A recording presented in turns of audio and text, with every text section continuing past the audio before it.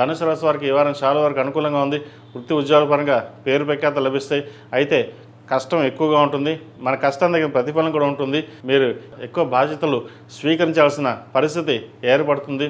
మన కాదు కదా, మన పని కాదు కదా అని అనుకుంటారు. కానీ అందరూ మీపైనే మీరు బాగా చేస్తారని లేదా మీ పని ఒత్తిడి పెంచాలనే ఆలోచనతోటి పని ఎక్కువ ఇవ్వడం జరుగుతుంది. తద్వారా మెంటల్ స్ట్రెస్ అనేది ఎక్కువగా ఉంటుంది.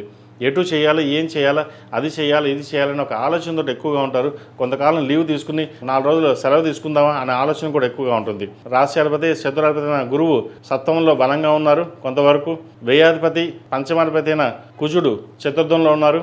సప్తమ దశమాధిపతి అయిన బుధుడు పంచమంలో బలంగా ఉన్నారు. మీ వాక్చాతుర్యతోటి, మీ తెలివితేటలతోటి 10 మందిని మెప్పించగలుగుతారు.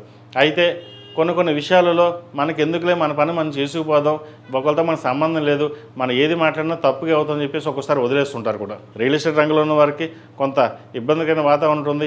ఏ పని ముందుకు సాక ముందుకు వెళ్దాం, వెనక్కి వెళ్దాం అన్న ఆలోచన అక్కడే ఉంటుంది. ఎవరైనా గృహ నిర్మాణ పనులు ప్రారంభించినట్లయితే అది కూడా మధ్యలోనే ఇబ్బంది పడే విధంగా గ్రహాలు గోచరిస్తోంది.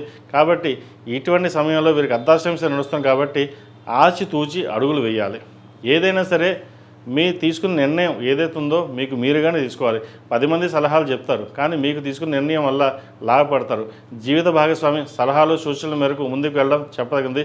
సహోదరి మధ్య సఖ్యత ఏర్పడుతుంది. దైవ దర్శనాలు ఎక్కువగా చేసుకుంటారు. దైవర చింతన ఎక్కువగా ఉంటుంది. దశమ భాగ్యంలో కేతు ఉన్నారు.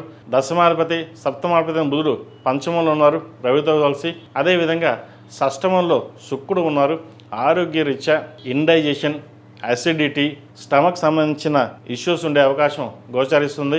అదేవిధంగా మోకాలు నొప్పులు, అరికాల నొప్పులు ఎక్కువగా ఉండే అవకాశం కూడా లేకపోలేదు. చిన్న సర్జరీస్ మైనర్ ఉండే అవకాశం కూడా గోచరిస్తుంది. వాటి విషయంలో జాగ్రత్త వహించండి. విద్యార్థులు కాలం చక్కగా ఉంది. అదేవిధంగా మంచి భవిష్యత్తు కోసం చేసే ప్రణాళికలు ఏవైతే ఉన్నాయో అవి సఫలీకృతం అవుతుంది. విదేశాలకు సంబంధించిన విషయవహారాలు ప్రస్తుతం అనుకూలంగా లేదు. ప్రయత్నాలు ప్రారంభించండి. సంవత్సరం చివరి నాటికి వెళ్ళే అవకాశాలు పుష్కలంగా గ్రహతులు గోచరిస్తోంది. అదేవిధంగా రాష్ట్రాలు జన్మించిన స్త్రీలకు వృత్తి ఉద్యోగాల పరంగా, వ్యాపార పరంగా సానుకూలంగా ఉండి వచ్చిన అవకాశాలని జాగ్రత్తగా ఉపయోగించుకుని ముందుకు వెళ్ళగలుగుతారు. 10 మందిలో మనకంటూ ఉందాగా ఉండాలి. పేరు ప్రఖ్యాతలు ఇచ్చుకోవాలి.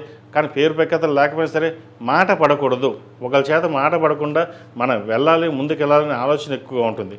అదేవిధంగా జీవిత భాగస్వామితోటి విభేదాలు వచ్చే అవకాశం గోచరిస్తుంది. ప్రతి చిన్న విషయానికి మన తొందరపడి నిర్ణయాలు తీసుకోవడం వల్ల నష్టపోయే అవకాశం కూడా లేకపోలేదు. ఏదైనా సరే సామరస్యంగా వ్యవహరించడం అనేది చెప్పదగిన సూచన. అన్నీ మనకే తెలుసు, మనం చేయగలం, మనకు ఎవరు చెప్పాల్సిన అవసరం లేదు అనే ధోరణి కూడా ఒక్కోసారి ఏర్పడుతుంటుంది.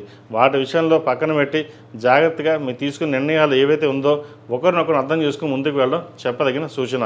వ్యాపారపరంగా చక్కగా ఉంది. ఉద్యోగపరంగా కూడా ఎటువంటి ఇబ్బందులు లేవు.